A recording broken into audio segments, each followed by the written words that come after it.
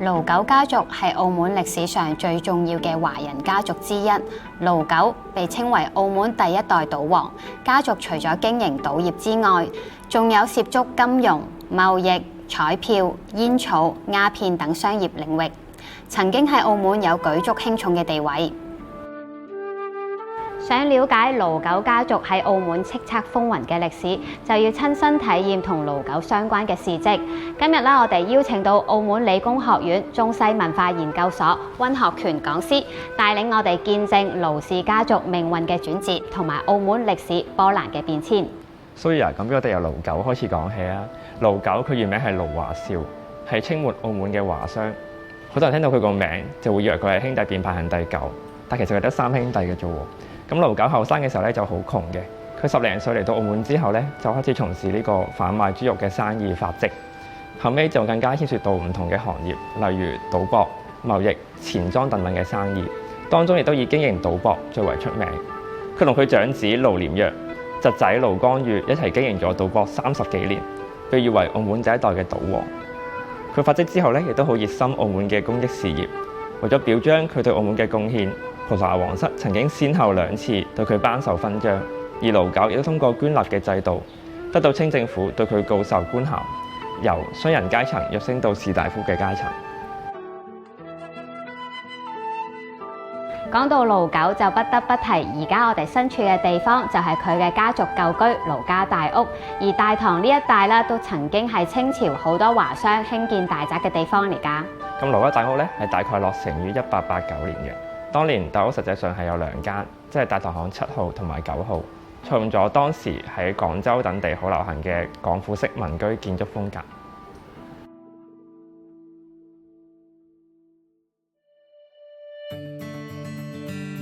宜安街係當年盧九商業王國嘅根據地，呢度曾經有盧九仿照洋人俱樂部形式創立嘅宜安公司，係當時澳門達官貴人同埋富商尋歡作樂嘅官紳俱樂部。後來呢一度漸漸被稱為宜安街，同福榮里、福隆新街合稱花國3街。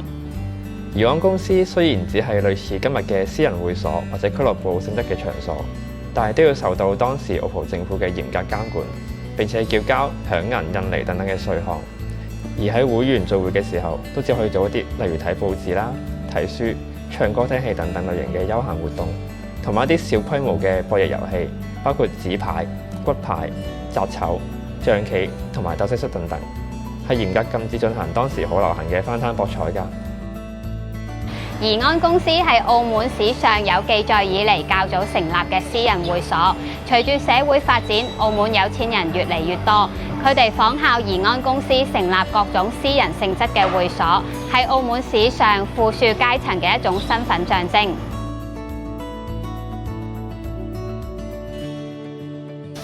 咁講到盧九家族嘅往事，又點少得盧廉若公園呢？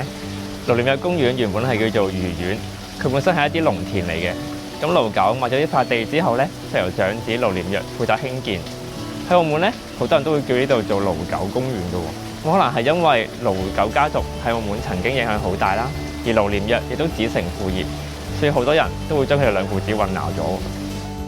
魚苑曾經係澳門3大名園之一，呢度曾經建有農田舞台上演粵劇啦，同埋放電影俾街坊影迷欣賞。喺盧氏父子過身之後咧，魚苑被分階段賣出，而家我哋見到呢個面積啦，都係唔夠以前1/4咁大㗎。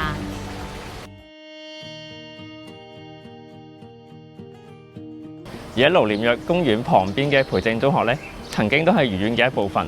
校園入邊依然保留住一啲以前魚苑嘅建築，例如我哋身後邊嘅呢座行政樓啦，就係以前盧廉若嘅師弟，亦都係園入邊最大嘅建築。盧廉若嘅一生可以話係沿住爸爸開拓道路前進嘅成功者喎。佢喺澳門建立嘅人脈關係啦，同埋發展事業都係一時無兩㗎。同佢爸爸一樣，除咗係著名嘅企業家之外，佢對於興辦教育同埋推動慈善事業都不遺餘力㗎。一生除咗獲清廷告授資政大夫之外，後來民國以及葡萄牙政府都對佢授勳封爵，由此可見佢嘅社會地位係幾咁顯赫呢？盧廉若交遊廣闊，認識好多上海、香港、澳門等地嘅朋友，當中亦都包括啲革命嘅人士。佢都仲有支持孫中山嘅革命活動。喺1912年5月，孫中山辭去臨時大總統職務之後，嚟到澳門，就受到盧炎躍嘅接待，下榻喺愉園春草堂呢一度。盧九除咗長子盧炎躍之外，其實佢仲有好多仔女。盧九一共娶咗10位妻妾，為佢生咗17個仔同埋16個女。而佢嘅子孫啦，好多都成為澳門政商界嘅名人㗎。咁盧九嘅第三仔盧儀躍咧，都同革命事業係有關係嘅喎。咁佢本身個人係性格比較隨性啦，同佢哥哥嘅性格好唔同。佢亦都冇乜點參與一啲家族嘅生意，咁就反而成日同一啲革命黨啊、維新派嘅人士群埋一齊。好多人就叫佢做新仔。孫中山喺澳門行嗰段時間咧，其實佢係透過爸爸嘅關係咧認識到孫中山嘅，所以其實孫中山對佢影響都好大。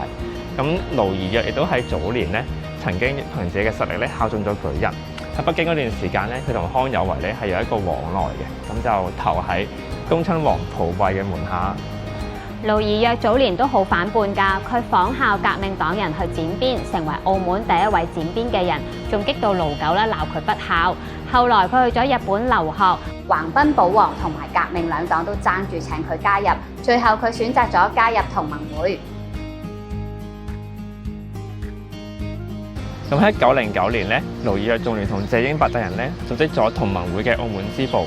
之後咧又喺白馬巷嘅釣魚台2樓成立咗豪鏡閱書報社，作為革命活動嘅支援。除此之外咧，佢仲喺清平戲院舉辦過華服剪髮會。喺革命期間，盧儀躍出錢出力。